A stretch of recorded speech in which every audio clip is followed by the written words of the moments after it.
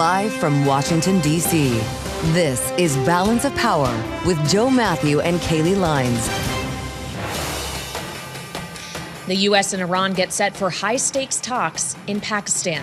Welcome to Balance of Power on Bloomberg TV and radio. I'm Kailey Leinz in Washington, which Vice President J.D. Vance departed earlier today, now en route to Islamabad to lead the U.S. delegation in these negotiations with Iran, which Iran says cannot begin until there is a ceasefire in Lebanon and its assets are unfrozen. We'll get the latest this hour with Bloomberg's Tyler Kendall live at the White House. Plus, two important conversations are coming up with Republican Congresswoman Nicole Malliotakis of New York and former acting Trump White House Chief of Staff Mick Mulvaney. And we have to check on these markets as well after a slew of economic data today. CPI high as expected, and consumer sentiment on the decline. So let's look at how markets are reacting to all of this as we close out the trading week. Amy Morris has a look from here in Washington. Hey, Amy. Hey, Kailey. Soaring gas prices leading to the biggest monthly inflation spike in 4 years. We do check markets for you all day long here at Bloomberg. The S&P 500 is down 0.1%.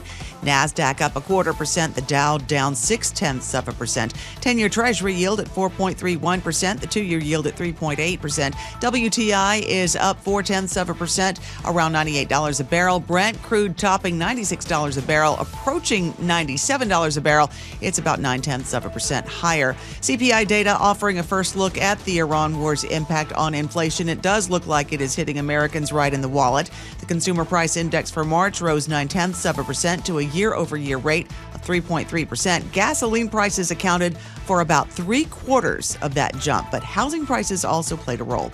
Ares Management is planning a smaller private credit fund, a direct lending fund with a preliminary totals target size closer to $20 billion to help speed up deployment of capital. Sources tell Bloomberg this new fund, the Ares Senior Direct Lending Fund 4, is expected to secure equity commitments in the $10 to $12 billion range. A smaller target size means a faster timeline for Ares to raise and deploy capital. NVIDIA-backed Lumentum says demand from the biggest U.S. tech companies for its optical components is accelerating and on track to fill its order books through 2028. Shares of NVIDIA more than 2% higher. Round 2 of the Masters is underway at Augusta National. At last check, Sam Burns and Rory McIlroy are tied for the top spot on the leaderboard. For on-demand news 24 hours a day, subscribe to Bloomberg News Now wherever you get your podcasts. I'm Amy Morris. That's Bloomberg Business Flash. Let's go to Balance of Power with Kailey Leinz. All right, Amy Morris checking on the markets for us. Thank you so much. Meantime, we also have to check on the True Social feed from President Donald Trump, because that is basically the only way we've been hearing from him in the days since the ceasefire between the U.S. and Iran were announced. And he has been using this platform to express some frustration, especially with the fact that the Strait of Hormuz, despite what he said when the ceasefire was announced, what the White House said it expects, is still not really open for business. Only a trickle of vessels getting through, all of them Iranian tied. And President Trump's latest True Social post says the following: the Iranians don't seem to realize they have no cards other than a short-term extortion of the world by using international waterways. Read Strait of Hormuz. The only reason, he says, that they are alive today is to negotiate. And of course, those negotiations are expected to happen tomorrow morning, Saturday morning local time, in Islamabad between the U.S. and Iran. Iran is saying today those negotiations cannot start unless there's a ceasefire between Israel and Hezbollah in Lebanon and its assets are unfrozen. So there's still a question mark as to whether Iran is willing to show up to the table at this time. But the Vice President of the United States, J.D. Vance, is already on his way. He boarded Air Force Two earlier this morning, sharing this message before he did so.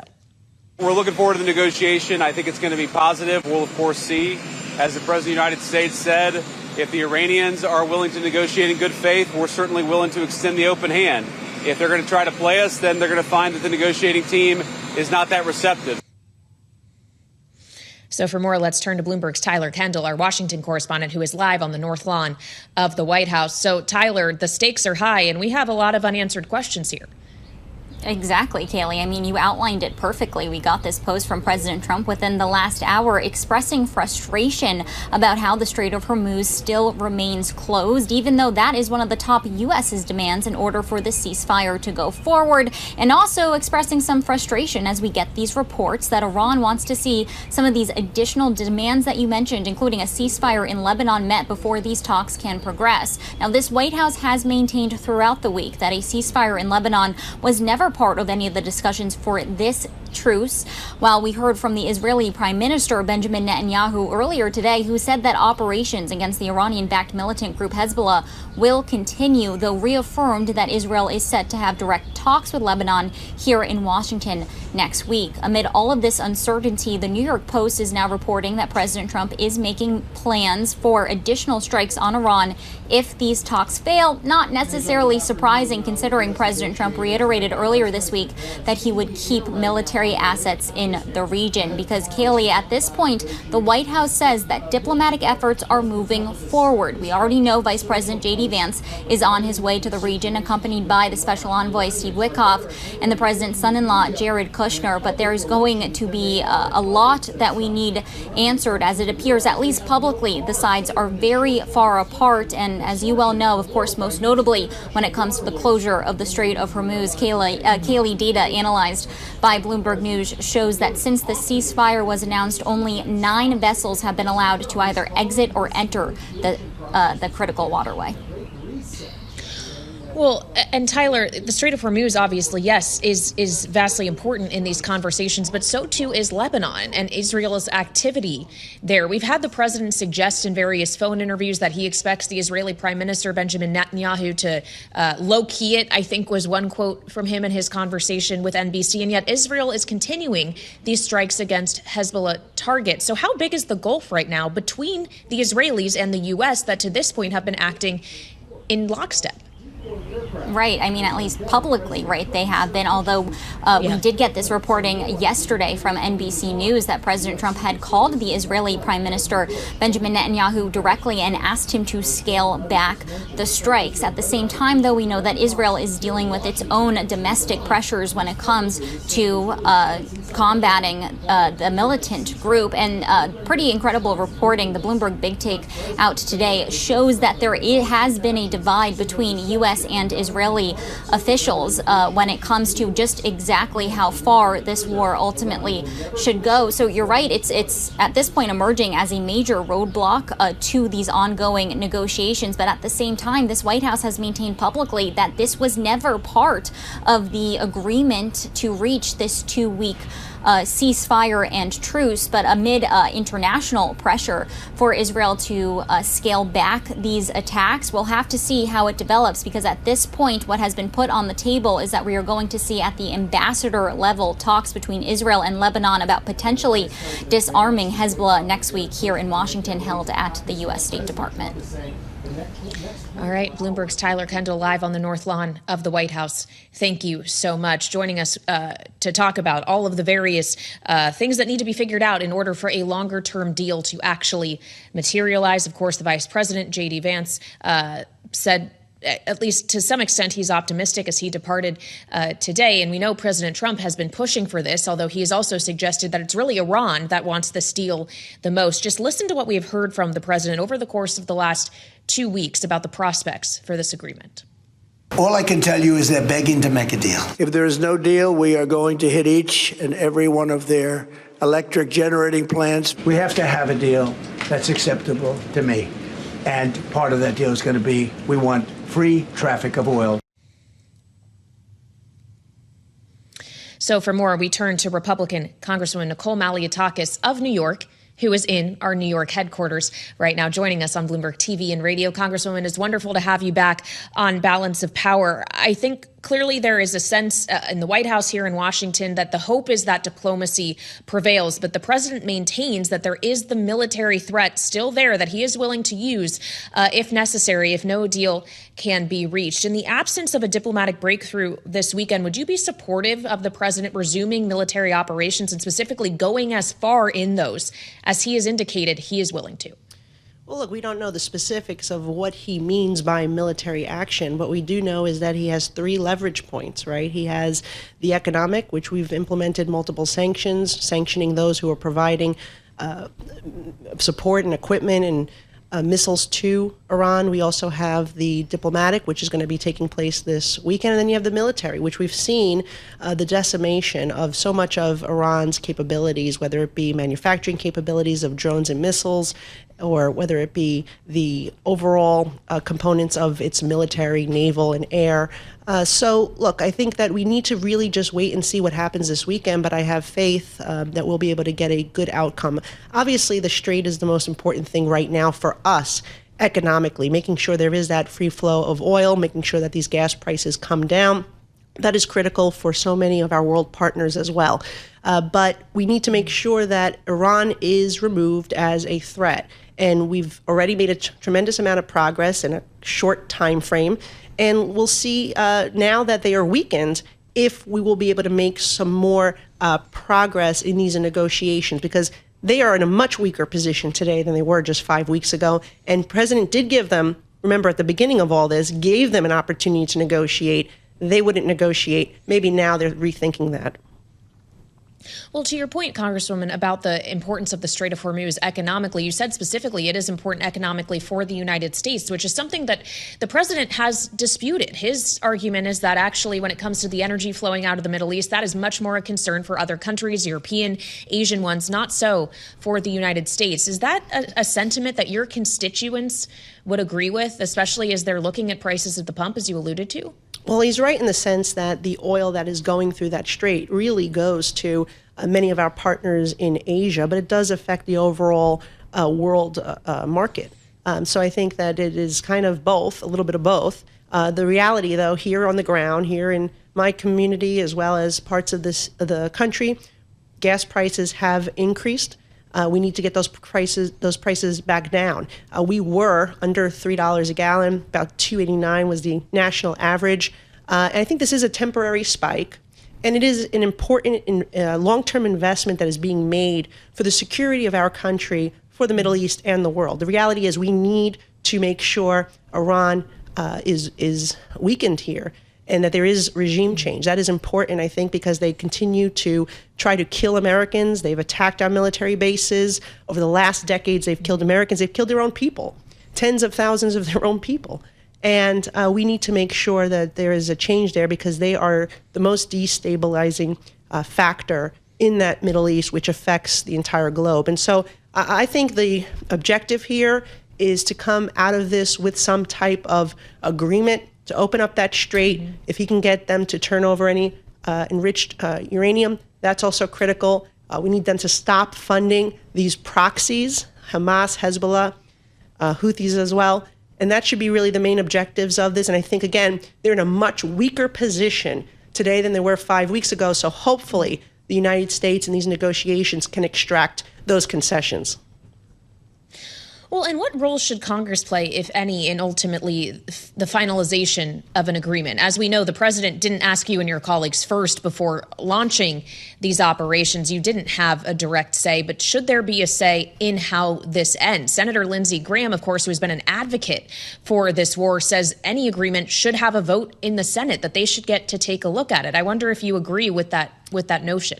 I don't know that we need to have a vote on a particular agreement. The president did abide by federal law. He gave the federal government, or his partners in the federal government, Congress, the 48 hours notice that was necessary. The president does have, under the War Powers Resolution of 1973, 60 days.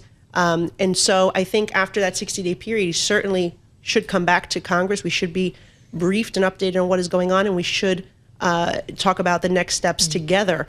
But I think that we have faith in the president's negotiating ability here. We've seen what he's been able to do with other conflicts around the world, helping mediate conflicts around the world. And he is, known as the deal maker. So let's see what comes out of this weekend before we discuss next steps. Well, I'd also like to talk about the next steps for lawmakers, for you and your colleagues in the House as you get set to return from recess next week. Pretty quickly, it seems you're going to have to take action on a reconciliation bill to fund at least parts of the Department of Homeland Security. The president wants it on his desk by June 1st. What is your expectation as to how quickly this will get done? And if it is going to be narrowly targeted to just those specific components of the Department of Homeland Security, or if other members may want to be adding things to this package? I think it's important that we fund the entire Department of Homeland Security. That does include ICE and Border Protection. just over the last few weeks, we saw multiple American citizens in multiple states killed by people in the country illegally. And it is unfortunate that with the changes that have already been made to ICE, some of the de-escalation that we've seen in cities, as well as the removal of Christine Noem from the agency, the Democrats will not work with us in a bipartisan manner to fund those critical agencies that do important jobs, knowing who is coming in and out of our country and removing those who should not be here. We just saw an 83-year-old man here in New York City killed, being thrown on the subway tracks by somebody who should not have been here and had multiple prior arrests. There was a lack of cooperation between these municipalities and our federal government to have that person removed prior to this 83-year-old veteran being killed. Completely preventable. We've seen that taking place, again, over the last few weeks in multiple states. So I think that we're going to go in there and fund this agency, and we're going to have to do it with only Republican votes through reconciliation. Then we will work together to get that done. We were hopeful that the Democrats would work with us in a bipartisan manner, but clearly that has not happened. And the reality is this agency needs to be funded. It's the 25th anniversary of 9/11. You have the FIFA World Cup coming. You have all these America 250 events happening. Right. This can no longer be delayed. The agency needs to be fully funded, from Coast Guard to TSA to ICE to CBP to counterterrorism to cybersecurity. Well, and to be clear, Congresswoman, to get all of the parts of the agency fully funded, are you supportive of the plan to pass the Senate-passed DHS funding bill, ex ICE and CBP, and then handling those portions with reconciliation? That two-track plan, is that one that works for you? That may be the only way we can get it done, but a lot of members, including myself, would like to see ICE and CBP funded first. Now, if the White House can reassure us that they have the necessary funding to fund those because we did this in the first reconciliation. We did put additional money in there so ICE can continue its operations and enhance those operations. If they have the resources, perhaps we'll be able to do the other parts first. But I think a lot of members would feel a lot better knowing that we're funding ICE and CBP first, or at the same time as the rest of the department. Well, and of course, this is Reconciliation 2.0 that we're talking about here. But Congresswoman, I'm sure you're well aware that there's a lot of buzz about a third reconciliation package. In fact, your chair on the House Ways and Means Committee, Jason Smith, has suggested if there's going to be one, there's going to be some tax measures included. What would you like to see included in a third reconciliation package? Do you think achieving that is a realistic legislative outcome in a midterm election year? Look, I think that, well, first of all, what I think we really do need to do is address some of the expiring provisions. We have a film tax credit, there's a NASCAR tax credit, things that are important for our local economies that have expired that need to be addressed. And that could be done in a bipartisan way. It doesn't necessarily need reconciliation, but no doubt that Ways and Means will play a big role if there is a third reconciliation bill. Look, we delivered a significant tax cut for middle-class families. We are seeing the benefits of that take place right now in my district. The SALT deduction is helping New Yorkers. The senior deduction are helping 88% of seniors across the country get refunded to them what they paid in taxes on their Social Security. Tipped workers are seeing an average increase of about $1,300 in savings. So are many overtime workers. So we delivered a significant product that was, yes, tailored to the middle class. But let's not forget the significance of what President Trump did going back to 2016. Now, if you look at 2017 when he came in and passed that initial bill, you have seen tax revenue, despite the tax cuts, tax revenue increase, as well as our GDP significantly from $18 trillion to about $31 trillion. All right, we have to leave it there. Thank you, as always, for joining us, Republican Congresswoman Nicole Malliotakis of New York on Bloomberg TV and radio. But the most important event of this week is actually going to come potentially on the weekend. Tomorrow morning, Saturday morning, local time in Islamabad is when U.S. and Iranian talks are scheduled to take place. And we've heard from this White House on the prospect of a negotiated agreement being within reach that the conversations that are happening privately are very different than what the sides are saying in public. But I just want to give you a taste of the public messaging we are getting from both sides right now ahead of these conversations. Take the latest True Social post from President Trump, who says the Iranians don't seem to realize they have no cards other than a short-term extortion of the world by using international waterways. That waterway, of course, he's referring to is the Strait of Hormuz, which was the subject of another post he made publicly last night.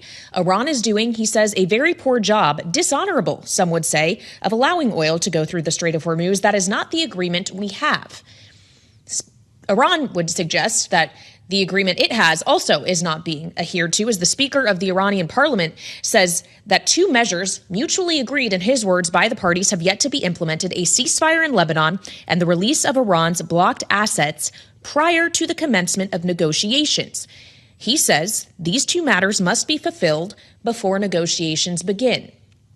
So if there's still things that need to happen for this to even get started, what does that mean for Vice President J.D. Vance, who is already on his way to the table? He boarded Air Force Two earlier today and set off for Islamabad, as he is charged with leading the delegation in these high-stakes negotiations. And it's that decision for J.D. Vance to take the helm here that I got into yesterday with Natasha Hall of Chatham House. I think the choice of J.D. Vance as the negotiator says a lot right there, because as you mentioned, he was probably opposed to this war to begin with. So maybe this is the softer side of the U.S. administration going into these negotiations. But, as Mackenzie just mentioned, the Iranians are very skilled negotiators. They know all of the ins and outs of the United States, of motivations. They know all the details that need to be hammered out. It's not clear to me that J.D. Vance, for all of his knowledge, has as much background. So how tough is this going to be for the vice president? Let's get into this now with our political panel. Jeanne Zaino is with me, Bloomberg Politics contributor, Democratic analyst, and democracy visiting fellow at Harvard Kennedy School's Ash Center, alongside Lisa Camooso Miller, Republican strategist and founder of Friday Reporter Public Affairs.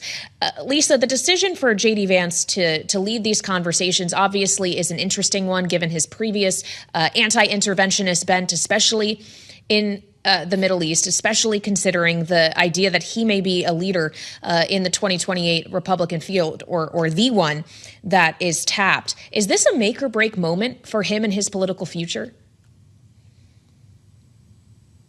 That's a great question. Kailey, the thing that that strikes me is that they've sent him, as you previously said, and he has been reported to not have been in favor of the conflict in Iran, the way that it has unfolded. But the one thing that we all have heard over the course of time is that no decision in this administration is made without the blessing of the president. So perhaps he is there because he is the mouthpiece and the representative of the administration, but I'm not necessarily convinced that he will have as much of a say in what decision is made, as opposed to being perhaps the representative of the White House and the president himself. So I am curious about how this will go. But it's also, to me, very much an indication of how this administration operates and works. And that is that the president himself has the final say in all of these decisions. And ultimately, that is what J.D. Vance will have to do and will do. Whether or not it affects his own political success as it relates to his future, hard to tell, Kailey. It will be something Democrats, regardless, will be taking very close note of and will be using against him if it does not go well in future debates and discussion. But you and I and Jeanne all know that the attention of the American people and the voting electorate is quite a bit shorter than what we'll be watching this weekend. And so for him, this is a big moment, but it certainly will be one moment in many that we'll be paying attention to over time. Yeah, of course, there's still a long way to go until 2028. I just think it's interesting that the president even publicly has said he likes J.D. Vance, he likes Marco Rubio. They both would be wonderful presidents. And it is not the Secretary of State that is leading this charge right now. It is the vice president. And I wonder if that is telling in some way. But Jeanne, obviously, the domestic political considerations here at home are really secondary to the wider geopolitical ramifications of these negotiations, should they happen this weekend. Iran is suggesting, as I mentioned, that these can't even get started until two things change. Its assets are unfrozen, and there's a ceasefire in Lebanon, which Israel right now it does not seem like it is, at least at this time, ready to agree to. So is there a very real chance that the vice president, the second highest official in the United States government, shows up in Pakistan and gets stood up? I mean, what would that mean for the United States and its credibility? I do think it's a real possibility. And Kailey, I'm still stuck on the Truth Social you read, where the president is saying that Iran has no cards except to hold the entire international economy in a stranglehold. That's quite a card to play. So that I'm trying to get over that. Yeah, it is possible. And the reason it's possible is because the United States under Donald Trump has been desperate to get Iran to the negotiating table. We are the ones who approached Iran. We are the ones who asked them to put forward this peace plan, or this ceasefire plan, if you will. It is the president who said that Iran's 10-point plan was something that we could work with as a basis for negotiating. And everybody should read that 10-point plan, because if the president of the United States said that's a basis for negotiating a settlement on this thing, Iran is going to win big time in this. Iran knows, unlike what the president said on Truth Social, that it is holding enormous cards, many more than it was holding 30 days or 40 days ago when he started this thing. And so that is why they feel fine to get out over their skis again and say, you know, in addition to all of this, we also want you to unfreeze our assets, and we also want there to be a truce or a ceasefire in Lebanon. And who knows if they ask for more. You've been talking a lot about the fact that the Speaker of the Iranian parliament came out and said these things. We also have the Ayatollah, who has come out and said, hey, guys, there is new management of the strait and Iran is in control of it. That is an absolute red line for Saudi Arabia, Qatar, the UAE, in fact, most of the world. And Donald Trump has waffled about whether that matters or not. So this is where the United States goes in. This is where J.D. Vance is going in. And it is Donald Trump who said just the other day, if J.D. Vance fails, well, this is all on him and I'll blame him. If he wins, I'll take the win for myself. So it is quite a thing to work for Donald Trump. And J.D. Vance, I'm sure, knows that a year or so into this at this point. Well, and to Jeannie's point on the idea of a toll being required to transit the Strait of Hormuz, the president had suggested in an interview that maybe the U.S. would get in on that could be some kind of profit sharing arrangement going forward, but then has since gone on to say that there should be no toll. He said if Iran is doing that, they need to stop now. So speaks to the kind of mixed messaging we continue to get around this conflict. Lisa, I also wonder about the kind of third party in all of this that is not going to be present at the negotiating table this weekend, and that is Israel. Israel cannot send a delegation, in part because Pakistan doesn't even recognize the state of Israel, which kind of underscores the tension around the Middle East as a whole. That is the background context to all of these conversations. But we've had an ongoing conversation since this war began about to what extent the president's decision to start this in the first place was influenced by Benjamin Netanyahu. Is there a real chance that Netanyahu got President Trump into this and is going to be the biggest impediment to getting him out if Israel is not willing to stop what it's doing in Lebanon in the name of a wider ceasefire? Well, if anybody is paying attention to what's happening there as it relates to who is influencing the president's decision, it's me and it's you and it's Jeanne. And there is no question, based on the reporting that I have seen, that he has had a very heavy hand in how this decision has come together. Yesterday, there was plenty of discussion about the tick-tock of how this all came to pass. So it would be surprising to me if the White House, J.D. Vance, and the president haven't already considered what it is Israel and Benjamin Netanyahu want to see happen in these negotiations this weekend. So as much as they are not there in the room, they are certainly there in spirit with their own points of view and thoughts. And I think that the White House and the administration will keep that in consideration as they're going through the process that is set to unfold. It will be part of the discussion whether or not they are in the room or not. Well, so Jeanne, weigh in on this as well. We were having this conversation yesterday as the DNC and its spring meeting in New Orleans was taking up a number of resolutions or going to vote on them pertaining specifically to Israel, whether it was the influence of AIPAC in funding in primaries or recognition of a Palestinian state. I just wonder, as we're having this live conversation about Israel's influence on the Trump administration and the problem it may be causing for him and Republicans as a result of that in this war, if this is still an issue that Democrats are not sure how they would like to approach.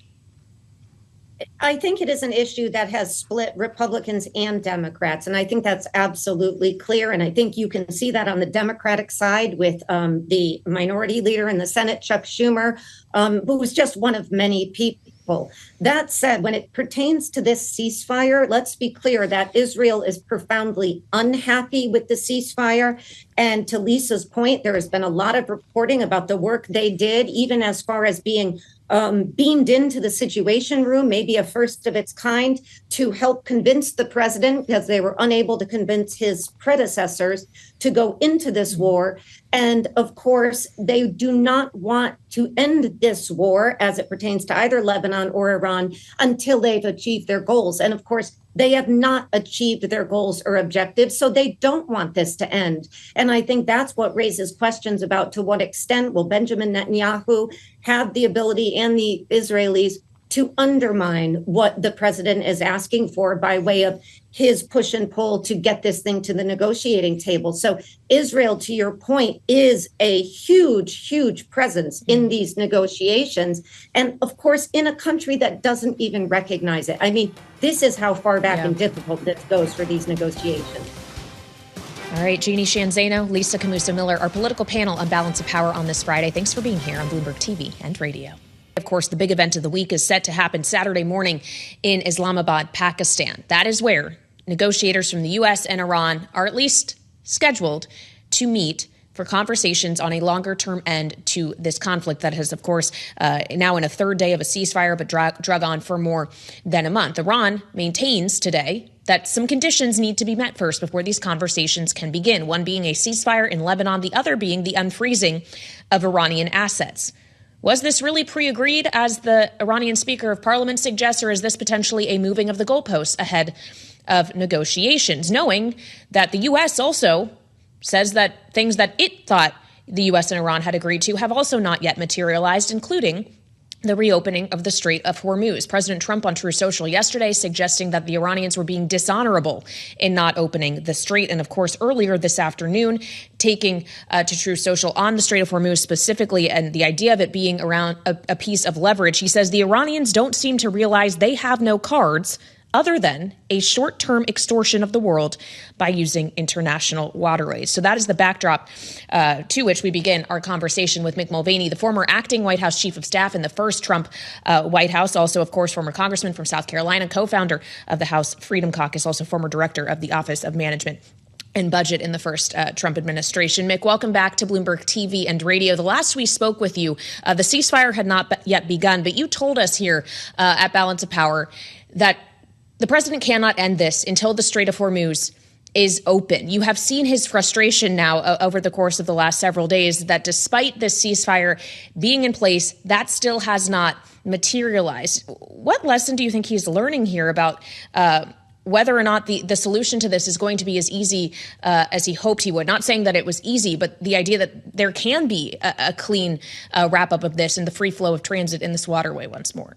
Yeah, I think there's an axiom, I think, in Middle Eastern politics that the Iranians have never won a war and they've never lost a negotiation. I think Trump is starting to realize that right now, that these are tough negotiators. He's right. They've only got, they don't have a lot of cards to play, but the one card that they play is a significant card. If you really can shut down the Straits of Hormuz for a period of time, that is a tremendous piece of leverage. And believe me, Donald Trump understands leverage as much as anybody else. Look, I don't know what the agreement was. You don't know what the agreement was. I don't think anybody knows what the agreement was. The point of the matter is there's no agreement. The Iranians say X, we say Y. The bottom line is the straits are still closed. So they might not be active military engagements right now, but this war is still going on. And this issue is not resolved. That Donald Trump needs and wants to resolve it quickly. But I think, again, as we talked about last week, he's finding that's going to be much more difficult than I think they expected. You say he needs and wants to resolve this quickly. Is he being too obvious about that in public and giving the Iranians a stronger hand at the table, Mick? Look, I'm not going to give Donald Trump negotiating lessons. He's better at it than I am. But I don't think it takes a rocket scientist to figure out that, he has telegraphed that he wants an off-ramp here. How many different outlets have talked about that? How many times has he talked about it? that he wants this war to end and so forth. The Iranians don't need the war to end. They just need not to lose. This is a war of resistance and survival on their part. Time is not part of their calculation right now. It is when it comes to the United States, because the straits can't stay closed forever, because the world economy will choke, including ours. So yeah, to the extent that the Iranians do have that one card, as Donald Trump mentions, it's still a heck of a card. Well, so what does it say to you, Mick, that the Vice President, J.D. Vance, is the one who has been entrusted in trying to spearhead the solution here, alongside, yes, the envoys that Trump has long gone to for negotiating various geopolitical disputes, Steve Witkoff and Jared Kushner. But it's J.D. Vance who is en route to lead this delegation in Pakistan. What do you make of this selection? Yeah, I know a lot of folks are trying to read into the tea leaves on this, on, oh my goodness, it's J.D. Vance and not Marco Rubio or something like that. I wouldn't read too much into that, Kailey. This is the issue here is, who does the president trust to go and deliver a message? And you can trust Marco Rubio and J.D. Vance, or both under those circumstances, or Witkoff or Kushner. It doesn't make any difference. But what I think folks need to realize is, regardless of who Trump sends, none of them really speak fully for him. Donald Trump is the only person who speaks for him. That was the case in the first term. It's the case in the second term, that you can go. You could be the Secretary of State. You could be the Vice President. You could be the Chief of Staff, whatever. But you're not there to make your own calls. You're there to sort of, deliver information from the president and then take information back. And JD is going to be perfectly capable of doing that and a reliable source for the president. Look, there's a parallel here that, when Mike Pence took over the COVID task force back in 2019, it wasn't because Mike knew more about COVID than, say, the Health and Human Services Secretary did. It was just the president trusted him to run the process. And I think you're seeing the same thing here with JD. It's not that he knows more or less than Marco Rubio. It's just that Trump trusts him. Well, and when you say that all of this comes down to the decision-making of President Trump, is that to say, Mick, that once again, Congress has no role to play here, didn't have a role in how it started, isn't going to have a role in how it ended, even as Senator Lindsey Graham, who has been one of the biggest proponents of this war in the first place, says, look, if you want to make a deal with Iran, especially if there's a nuclear component, you have to bring that to the United States Senate first. Yeah, really good question. It is a difference from COVID. So what I would say to my good friend Lindsey Graham is, okay, maybe.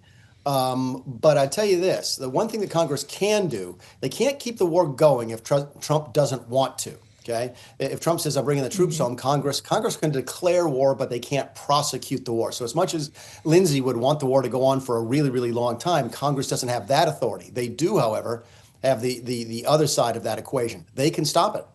Because the Pentagon is going to run out of money. They need the $200 billion to continue to prosecute the war, and Congress could say no.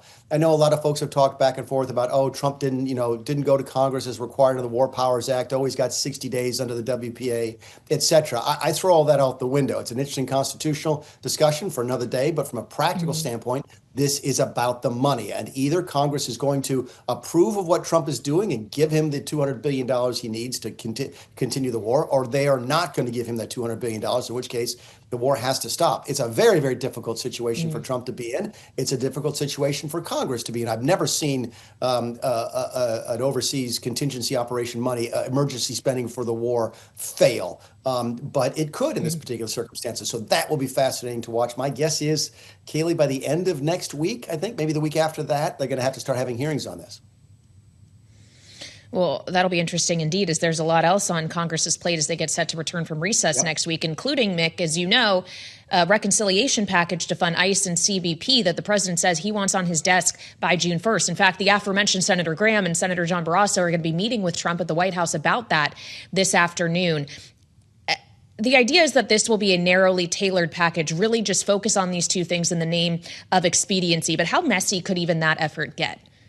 Really messy, really messy. I mean, people, I don't think folks understand, what reconciliation is. Reconciliation is just not, we can't pass something with 60 votes, so let's use reconciliation and pass that same thing with 50. That's not how it works. Reconciliation is specific to the budget process, specific to the spending process, and you can't just say, okay, we're going to approve DHS funding on the reconciliation, and we're going to approve $200 billion for the military, and that's it. That would be ruled out of order in the Senate, and unless they want to overturn the parliamentarian, that's not going to see the light of day. They have to find a way to pay for it.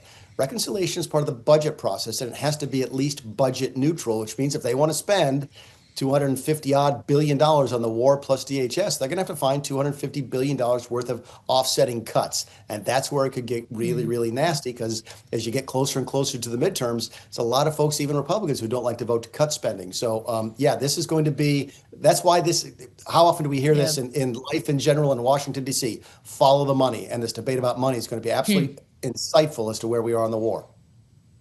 Well, in our final moment, Mick, I want to follow the money in another way. The activity we're seeing in prediction markets that, at least for some traders, have been quite accurate in terms of the timing of events like a war in Iran or the capture of Nicolas Maduro in Venezuela. You, of course, are heading up a new coalition, Gambling is Not Investing. So just quickly, what was your reaction to the reporting we've seen today that in March, the White House actually sent out a memo to staffers warning them not to make bets on information they may have? I saw that piece, and very briefly, here's my response. If the markets are functioning properly and they're being overseen properly, you don't have to send out that message. So you got to ask yourself, why did the White House send it out? Got to ask ourselves, indeed. We'll have more on that hopefully next time you join us, Mick. Always great to have you. Mick Mulvaney, of course, the former acting White House chief of staff in the first Trump term, former congressman from South Carolina as well, here with us on Bloomberg TV and radio. Now, we also want to talk about what else is going on outside of domestic affairs and in geopolitics. Yes, the war in Iran is huge, and the talks this weekend will be major, but another big event is happening this weekend in Hungary, an election on Sunday, which could spell out the end of Viktor Orban's 16 years in power. So for more on that, we turn to Bloomberg Europe correspondent Oliver Crook, who is live in Budapest for us. Oliver, obviously, we saw Vice President J.D. Vance before heading to Pakistan, spending days in Hungary to advocate for Orban. Is it likely to pay off when the votes are counted? Yeah, that's the big question here, Kailey. If you look at the polls and everyone I speak to, if this is going to be a free and fair election, it's really going to go in the way of the opposition candidate, Peter Magyar, who's really staged a spectacular electoral campaign. He's really been campaigning for about a year and a half, really went back to basics, walked across much of the country to shake hands and really give a different vision of the future from President, or I should say Prime Minister Orban, but in some ways has really stuck to the Orban playbook. While he's sort of advocated a more sort of liberal economic policy, potentially being more pragmatic when it comes to Brussels, potentially unlocking those 20 billion euros of frozen EU funds that Orban has lost because of rule of law concerns. He's also been intensely nationalistic. He's been very hedged in terms of his way of working towards, in terms of Ukraine. So there are a lot of questions still open in terms of what his political agenda will be. But Kailey, we should say that this would be really a remarkable feat for somebody who was once part of Orban's party in a year and a half to topple what is the longest current running European legacy in terms of political dynasty here. It's been going for 16 years. Orban trying to get his 4th consecutive term, 5th term in total, and something that seems very likely going into this weekend, despite all of the concerns that there have been around the fairness of the election, of which there are a great many. Well, and that's actually what J.D. Vance was arguing when he was in Hungary, the idea around the fairness of the election and election interference to the detriment of Orban. I don't know what you make of that, Oliver, but when we consider the wider ramifications here for the Trump administration, for the U.S., for Europeans who are looking at Russia as well, just how significant is what happens in Hungary to outside Hungary's borders? I think it's really rare to find a country that's only about a $250 billion economy, about 10 million people, that has so much significance on the global stage. And you see it really everywhere, and everyone's sort of lobbying in their own way to try to get their interests through. As we say, the EU has frozen funds coming to Hungary. That is part of the political contract that the Hungarians have with the European Union. That may be what J.D. Vance was alluding to. But of course, he's saying that while standing on stage with Viktor Orban and effectively campaigning for the Prime Minister of Hungary, which is a very rare event. You don't tend to see that from a U.S. administration. We had Marco Rubio here also after the Munich Security Conference, and Donald Trump sent a video message again endorsing Viktor Orban. And that's largely because they sit on the same side of what they see as the culture war, really trying to advocate for the American MAGA interests within the European Union. But it's not just the Americans, it's not just the EU. Kailey, as you know, it's Moscow as well. I mean, there was a ton of reporting about the possibility that the Russians were considering a sort of false flag operation in which they might stage an assassination attempt of Viktor Orban. We printed this week that transcript of that call between Orban and Putin back in October, in which Orban very openly said to Vladimir Putin, listen, I'm here at your service. So a ton of countries with a lot of invested interest in terms of how this election will shake out on Sunday. All right, Bloomberg's Oliver Crook live in Budapest. Thank you so much. Sunday, big day. Saturday, a big day as well, as U.S. and Iran talks are slated to happen in Islamabad. We'll have more on that, the lead edition of Balance of Power right here on Bloomberg TV and radio.